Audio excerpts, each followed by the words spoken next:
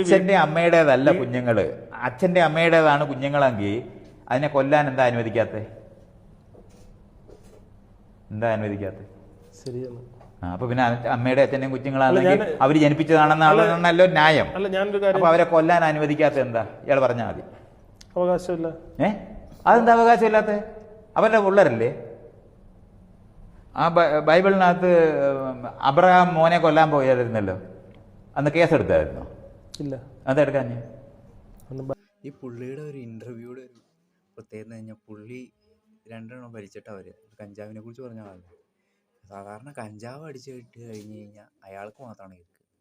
ഇപ്പം നമ്മൾ ഒരു നോർമലായിട്ട് അയാളുടെ ഒപ്പം ഇരിക്കുന്ന ആളുകൾക്കോ മറ്റുള്ളവർക്ക് കിക്ക് അടിക്കില്ല. പക്ഷെ പുള്ളിയുടെ കാര്യത്തിനാണെങ്കിൽ നേരെ തിരിച്ചാ.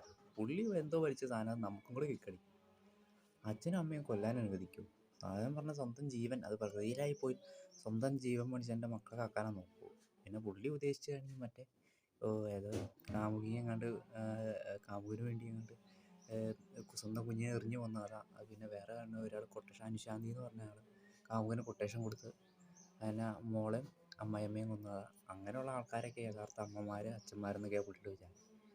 ഇത് പുള്ളിയുടെ മെയിൻ ഇന്റർവ്യൂയുടെ മെയിൻ പ്രത്യേകത.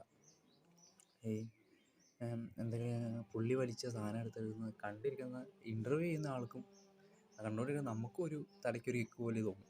ഇന്റർവ്യൂ ആൾ ഒന്നും മിണ്ടാതെ ആയിപ്പോയിക്കൊണ്ടിരിക്കും. അപ്പോൾ പറഞ്ഞാൽ സ്വന്തം മക്കളെ, സ്വന്തം ജീവൻ വാങ്ങിച്ച് തൻ്റെ മക്കളെ നോക്കുന്ന ആളാണെന്ന് യഥാർത്ഥ അച്ഛനമാരെന്ന് പറഞ്ഞാൽ മതി.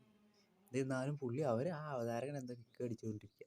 പുള്ളി എന്തോ കൂടിയ സാധനം എടുത്താൽ എന്നും വലിക്കേണ്ടത് തോന്നുന്നു കഞ്ചാവ്.